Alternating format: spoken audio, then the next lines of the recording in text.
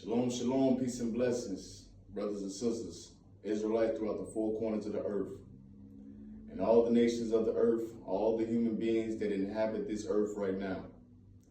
I want to let you know I am Adon Malachi Israel, and you are not crazy. I am in the land of Israel right now, and I am going to tell you that the effect, which has been known as the Mandela effect, is absolutely real. No one is crazy. And I'm here to prove this. This is part one of a video detailing the actual details of the JFK, John F. Kennedy president assassination, which I tell you now for a guaranteed fact that driving in that car in his assassination, it was only 4 people in the car. Now, in today's time, it's 6 people. So I want to get to the bottom of this, brothers and sisters. I want to let you know that for all the truthers out there, for all the people in the world out there that desire to understand truth, and you out there searching, and you've been trying to find your way, and now you realize that we really in what you can say is the matrix. If you want to be coming out of this and really have a true mind and not be confused in this world, do your research. Take this information that I give you right now and do your research. This is just part one, but I'm here to give you some tools to equip you with the things you need so you can carry forward with this message and this mission so we can get this out to the world and let this be a call of action that we will not tolerate to be duped by any type of demonic forms that's coming against us. So brothers and sisters, I'm Adon Malachi Israel. I am talking to you live from the land of Israel. That this message is recorded because, of course, it might be, something that goes down in the future of things where this can be deleted some way online. So I'm gonna keep 2 videos of this actually recorded. So this is not live. This is actually recorded, pre-recorded right now. So brothers and sisters, I'll get started with this. JFK, who was assassinated November 22nd, 1963. He was in the car with his wife, himself, the driver, which is William Greer, and another Secret Service agent that was in the passenger seat of this 4-door vehicle. I look up and I start to see videos out of nowhere where you have in color, where originally all of this was in black and white. You have now in color AI style of Governor Connolly and his wife in the middle of the seat of an extended limo that they call now this presidential limo, an X100 extended limo with 2 jump seats. They call them jump seats that the Governor Connolly and his wife were sitting in this new scenario, in this new timeline of reality that they're trying to act like we're in. But we're not in the new timeline of reality. They just altered things, and I'm about to go to the bottom of this because when you see what I'm about to bring forth to you, understand that once again, nobody's crazy, and what I'm about to reveal to you is about to be so out of this world. It's going to be hard to digest for everybody. But do your research, do the steps, and take it from there. So, as I continue to say, he was only in the car with 4 people. Now it's 6 people, Governor Connolly and his wife, in what we call jump seats, right? So now I have footage and actual pictures of the actual scene where they have in color, where they do reenactments, where they even slice the footage and show you that it was only the president and his wife. So you'll see that footage right here as I show you that. I'll let you see how that looks. Then following that, I have an article from the past of an old screenshot from an actual newspaper cover showing you what the actual seat looked, what the car looked like with the two rows, with the back seat and the driver and the passenger seat. So when you see this image, pull up. These are all the small details that I'm getting up to right now, leading to this principle of the matter. So as you see that, many people that have done videos on YouTube about the Mandela effect, and some people have covered the John F. K situation. I'm going to chop up videos when I get the chance to be able to do that, and I'm going to show you the videos to be able to look for it as well. But you can do the research on YouTube and look up all of the information, and you'll find these videos as well. So when you see this, you'll see that people have highlighted that they remember for a fact that it was what I said was in the car, how this situation happened. They studied it just like I studied it. I did all the research back in the past. I watched this old video a gang of times. No question to it. I know I have my memory and it hasn't been taken from me, right? So what I'm about to show to you is research that they haven't went in deep in depth to the fact that when you see now, what you had to do was go and see about Governor Connally. Since we know he wasn't in the car, you have to now see about Governor Connally and see if he even had a testimony about being in the car and if they rearranged history to that point. And when I did that research, brothers and sisters, I come to find out in the Texas archive they released online. And I have this right here in front of me. Black and white video of Governor Connally giving the testimony of what happened in those chain of events leading up until the point where he and the president was shot. Because now in this rearranged time, not only was Governor Connally in the car, mind you, he was never in the car, but not only is he in the car, they're saying now that he was shot in the back and the bullet went through his body, broke his fifth rib, came out through his nipple, his hand was about right here, so the bullet exited out, broke his radius in his wrist, and then lodged into his left thigh from one bullet that came through President Kennedy's neck. This is what they're saying, but the story is all jumbled up.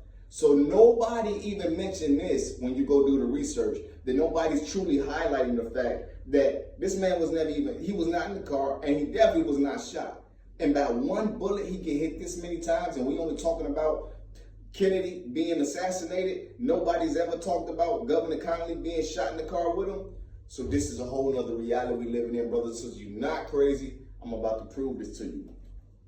So when you go and watch this archive video, black and white video of Governor Connally giving his testimony, this is where it gets deep. This is where it gets really deep, and you must take this very serious. Governor Connally gave a testimony of the events that led up into him and President Kennedy being in the car, taking a trip in Texas, and him being shot and them being shot. In this testimony that he gives, he just so happens to be a military soldier, veteran.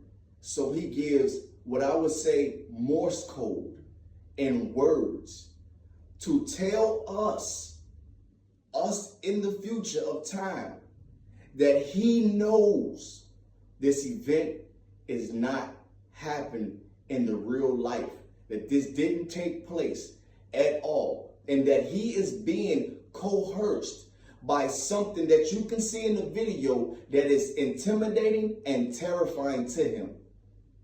And he is being questioned and answering questions in a manner to where is that the way he's giving the answer, he's letting you know as a military soldier that he is terrified, and he's giving code to let you know that he knows that in the future when we see this footage and everything start to seem like a Mandela effect, it was because time traveling demons went into the past to deal with this Kennedy assassination. Because why?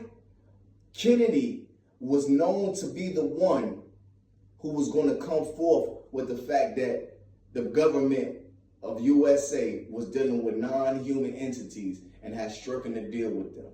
And this information is coming forth in this time. So they thought to go back and change times where the Father says he shall think to change times and laws, and they shall be given into his hand for a time and a half of times. It was time travel, brothers and sisters. I'm about to prove this.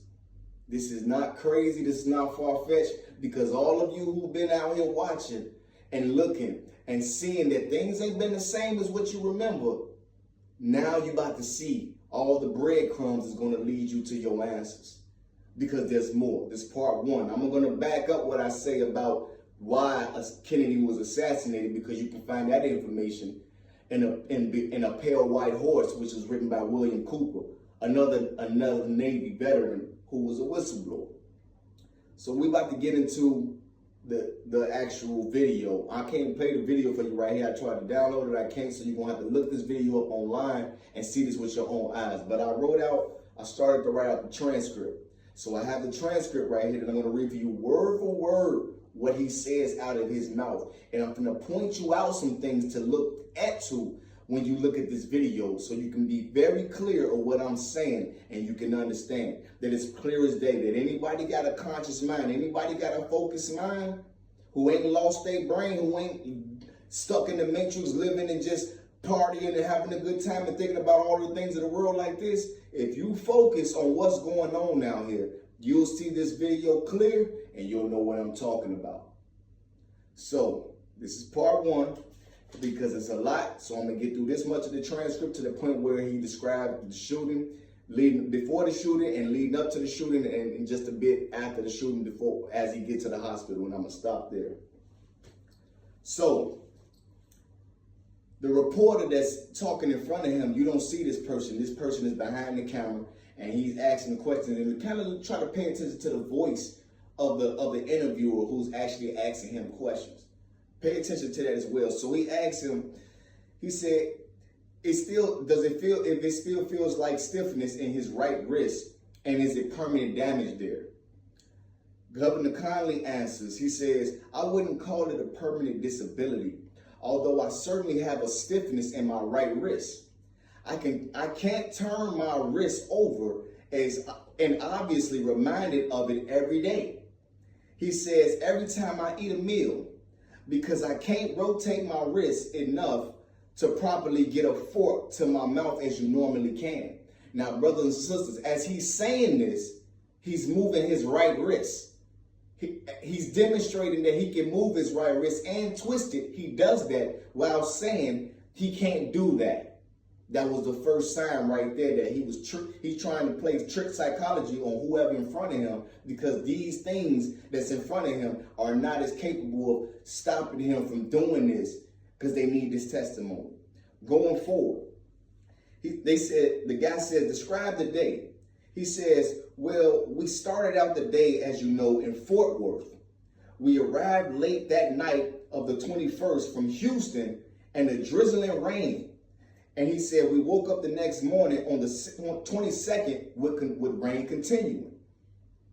A temporary platform had been erected over the parking lot opposite of the Texas Hotel. He said a temporary parking lot had been erected over the hotel, in the parking lot by the Texas Hotel. He says, and the president, vice president, and others had gone over to make an appearance on this temporary parking lot. And from there, we went back into the hotel for breakfast. Pay attention. He says, the want and enthusiasm of the crowd was, I thought, immense and spontaneous. It wasn't expected. Both at the appearance on the parking lot and certainly the breakfast, where there was an overflow crowd, all went off extremely well. So he's saying that when they arrived there, spontaneously they go to this parking lot, this temporary parking lot that's erected, and all of a sudden it's a crowd there, and then they go to this breakfast and it's an overwhelming crowd there, right? So he's pointing out to you these weird events that's taking place. He's pointing out something to you, right? President Kennedy was high in good humor. Miss Kennedy came in and joined us at the breakfast along with Miss Johnson, and everything proceeded on schedule. Notice he didn't mention his wife. He said Miss Kennedy and Miss Johnson came to the breakfast, but he didn't say, and my wife. Okay? Continuing. We left to go to Dallas. About the time we arrived in Dallas, the sun broke clear. When it was raining all that time, he said, when we got to Dallas, the sun broke clear, and it looked like it was going to be a perfectly wonderful day. Like the sun was shining bright. Everything just changed, like a whole new scenery, right? And he said the procession from the Dallas airport downtown was in keeping up with the others we had in Texas. It was very nice, and the crowds were huge, warm, and enthusiastic. The crowds at the airport were large. He kept giving real descriptive words at this time as if he's describing something also, not only from the visual point of what he's describing from his reenactment, but also maybe what's in front of him. He's saying extremely large and all of these other characteristics that you watch how he'll be saying this, and watch his body language. Read his body language while you're watching this video. He says, as we left the airport headed toward town, out through the residential area, of course the crowds were not as immense as they were in the downtown area. As we approached the downtown area of Dallas, the crowds were really tremendous in size and warmth for the president and the first lady, not for governor and his wife. He said they was really tremendous and really warmth and all this in size for the president and the first lady. He's hinting to that. He said, I was tremendously pleased because of the outpouring of the spontaneous nature of the things that of the throngs that just literally jammed the streets. Throngs is a jamming of a crowd of people jamming together. And he used this in the same sentence of the throngs jamming the streets. So that's another code. But notice how he says he was pleased because of the outpouring of the spontaneous nature of the throngs of the people that were just crowded. Spontaneous nature was another code that he was using to let you know none of this was planned. And now he's the governor, he's the new governor of Texas. So why wouldn't the governor of Texas know everything that's planned within his city for the bringing of Kennedy, which this was his first time coming to Texas, and it happened to be his last time. So continuing forward, we had just gone through the downtown area and were turning to go on the freeway, the Stevenson Freeway, going to the luncheon that had been planned. He said, we were extremely exuberant about it, very, very well pleased in light of everything that had happened. This was kind of reverse psychology he was using here. Like, he trying to act like, yeah, we were really happy about all of this spontaneous nature stuff that's happening. And so he were not only anticipating a great luncheon, but looking forward to a tremendous dinner in Austin, the capital of Texas. He said we was looking forward to a tremendous dinner in Austin the night of the 22nd, which had been very carefully planned. People from all over Texas had been gathering in large groups in Austin. So he said all over Texas, people was already planned, very carefully planned to be scheduled to be in Austin for the arrival of the president. But this situation we know happened in Dallas, right? On Elm Street.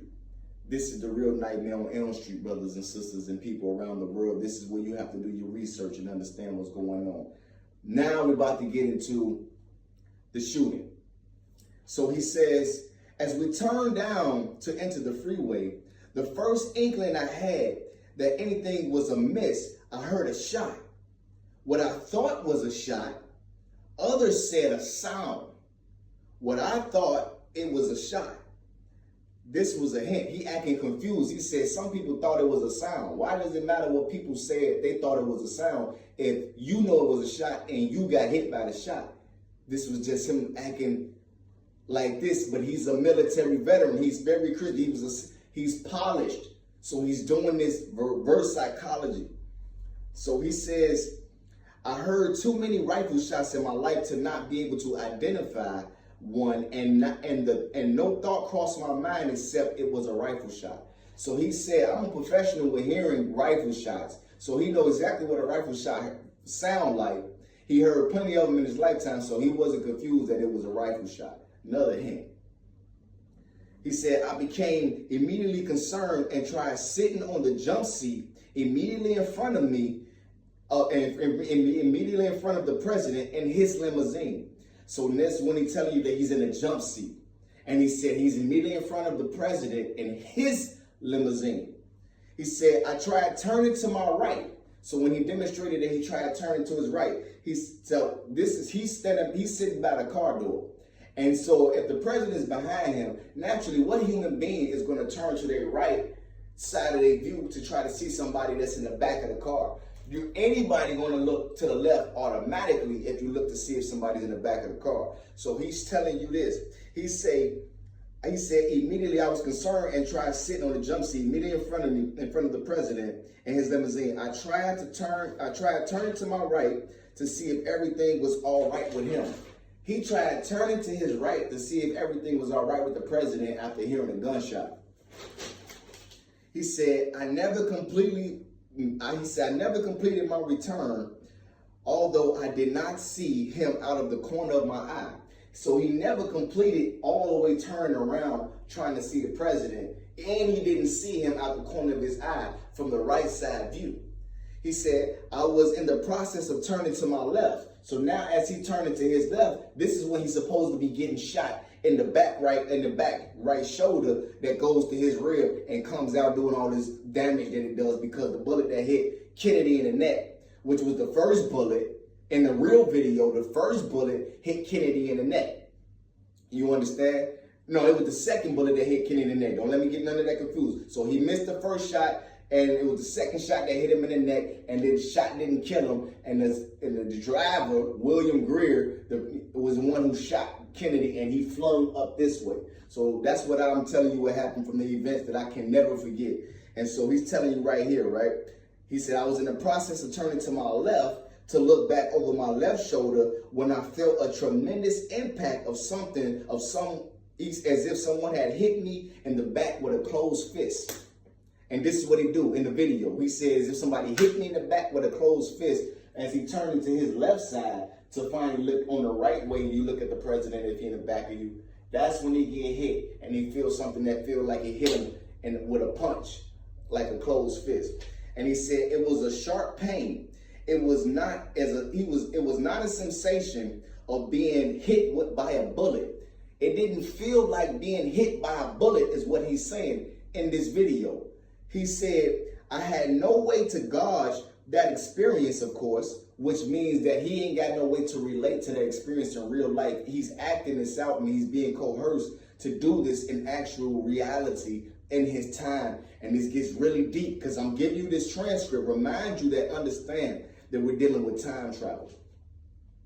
We're dealing with time travel, and we're dealing with something very wicked that has taken place for a very specific reason. So understand that Governor Connolly is now giving us a reenactment with details to show you that he knows he's not here in this event. So he's playing this off for us. And when you see all of the videos about him, you'll see he does the same thing consistently. And I'll do parts for that. But continuing. So I had no way to gauge the experience, of course, but I felt as if someone had hit me with a very, very hard blow with a closed fist, knocking me forward. So he said the impact of what was supposed to be the bullet felt like a closed fist being punched, and it knocked him forward. He said the first time I really was conscious that I had been hit was when I bent over as a result of the impact. As a result of the impact of the bullet, I could see the blood all over my clothing. So when he realized that he was hit, it was when he leaned over, and he can see when he leaned over, blood all over his clothes. He has a suit on. He was shot with one bullet that's supposed to have done all this damage. No blood is splashing through his suit to be all over his clothes already. That's not happening. I've been shot before. And I'm telling you, that wouldn't happen like that. You understand? I bled internally from my bullet wound that hit me in the back, through the side, in the stomach, and it wouldn't happen like that. You understand? So he's showing you, for anybody that would have been in these situations, you would know these details.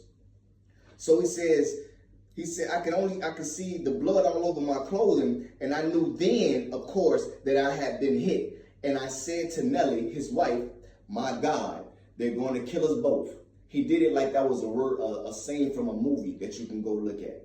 You understand? So when he did that, he then said that his wife, she immediately reached over and grabbed me, I suppose, as a result of my own crumpling and her putting her arm around me and putting my head and putting me down, my head down into her lap. And she bent over me and very quietly talked to me saying, be still, you're going to be all right. He's a military veteran. This is his wife in the car. He's telling you that he feel like he get punched in the shoulder. He bends over. His wife grabs him. Now she's not even screaming. She's not even reacting. But in the real video, and even in this new current footage, you see Miss Kennedy. She is hysterical when she's trying to climb out of the car. He's telling you the testimony of his wife. She ain't got no reaction other than to shield him, put him on her lap, and cover him and tell him to be still, be quiet. You gonna be all right. What is this? What is his wife doing trying to protect him, and is she feeling comfortable to tell him this? This is what he's hitting to you. That's not our normal reaction of a woman that will be in that type of situation. The normal reaction will be how you see the video of Miss Kennedy. But when he's telling you about his wife, that's supposed to be in the car as well, this is the details he's laying out to you about her response. So this is what's deep about all of this is going on, because he's playing this game in front of whoever he's talking to show us that in the future, we're going to see this footage and it's going to be changed. And he knew he wasn't in it. And this is what's happening. This is how he became in it. Brothers and sisters, he gets deep. Part 1. He said, I was conscious then of hearing a third shot. He said, I say a third shot. I was not conscious really of hearing the second shot. The bullet that hit me. I very clearly heard the third shot. Now, people around the world, he says, I was conscious of hearing the third shot. I say a third shot. I was not really conscious of hearing the second shot. He didn't hear the second shot. The bullet that hit him, he didn't even hear that shot. He's hinting to you. He's hinting to us. This understanding. This is very, very deep and important. And so he says, the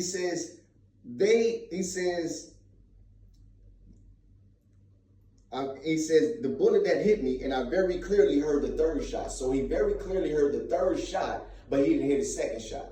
Crazy ironic, right? He said they were coming in very rapid fire order, and I knew as a result of the third shot that someone, certainly, and I assumed the president, had been hit a fatal blow, because I can see the evidence of it all over my car, over my clothing and the car. So he says right here, like someone who's playing a real game. He says, I knew as a result of the third shot that someone he said someone got hit, and I assumed the president had been hit a fatal blow. He assumed the president had been killed all of a sudden from this third hit. He didn't hear the second hit that hit him, and he was turned over to hear the first shot that actually hit him, supposedly, I guess, because president got hit in the neck first, right? But he's not calling these events the way you would think it would line up. He's doing it on purpose, and you can see the evidence. So he says, I was conscious up until that point with my eyes open, and shortly thereafter, as the car broke out of the procession and began to speed away, I lost consciousness and was unconscious until we came to a halt in front of the hospital itself. So he don't even really know he shot. He completely aware that the third shot killed the president. Then all of a sudden, he passed out at this moment when the car takes off. And he don't wake back up into his consciousness until he get in front of the hospital. I'm about to close with this. So when he passes out, he don't know what happened all the way until he gets to the hospital. This is how he say he regains consciousness at the hospital. The guy asks him then, did you immediately regain consciousness when you got to the hospital? Just gonna ask him, did you immediately gain consciousness? So what he do as a veteran, he repeat the answer in the same way, in the same form of the question. He says, yes, I regained consciousness immediately upon arriving at the hospital. Cold. He says, I think it was the braking action of the car. He immediately regained consciousness at the hospital, He said he think it was from the braking of the car. So the car was moving so fast that when it came to a brake, it woke him up. This is what he's playing this game and saying in front of the camera. He's doing this purposely. And then he says, we obviously have been traveling at a tremendous speed when we stopped. Apparently, the action of the stopping of the car made me regain consciousness. Then he says, and it is rather peculiar. This is when he looked and he gives this particular face. He paused and he gives this little narrative. And it's going to end with this. He says, and it's a rather peculiar thing. I think it enters your mind. It's strange what you think of. It's strange what you think of. A peculiar thing. It enters your mind. It's strange what you think of. Then he goes into a narrative. He says that he was a Secretary of the Navy. And he says as a Secretary of the Navy, he recalls that the junior officer is always the first in and the last out. And the senior officer is always the last in and the first out. He was hinting to that because he was saying that as a governor, he would be considered the junior officer. And as the president, that would be the senior officer. So when it comes down to a traumatic event, that means that the president will be first priority to be get out of the car because he is the senior officer, not Governor Connally, even if he's shot. So he says when they pulls up to the hospital and he gets his consciousness back, he says he starts to try to lean over and he said the first thing that came to his mind was trying to get over and try to get out the car and help himself out the car because he know the president got to get out the car, right? But if the president got to get out the car and you shot and your wife already know you shot, he said, don't nobody try to help him, and didn't nobody notice what he was doing. And his wife tried to figure out what he was doing later while he was trying to get out the car like that. The president is shot, he is shot. He's giving you code and hint. Like nobody could believe this crazy story is what he's telling you. And you can see this footage with your own eyes. So brothers and sisters, people around the world, that is part one. I'm going to stop right there because to go through the rest of the transcript and all the rest of the footage, I got more to tell. And so also with this, they also have now a video with him in the past, black and white, being questioned in the hospital, laying in the hospital bed with his hands wrapped up because it was supposed to be shot as well. And he's laying in the hospital giving the testimony as well right after this situation happened. None of this footage never happened in real life, in our real lifetime. But now it has happened. Now this footage is available. Now you can see this as if it's really happened. They had to go so much back to be able to make them try to coerce the real human beings with real pride, seeing what was happening. And they said, we ain't finna let this happen. So Governor Connally, he couldn't do nothing about it. He was used from that moment, and for the rest of his life, he died in 1993. He had to keep this for all the way into his death, and they waited 20 years later to make this whole new paradigm change when he's long dead and gone. And all of the people from the Kennedy situation is long dead and gone.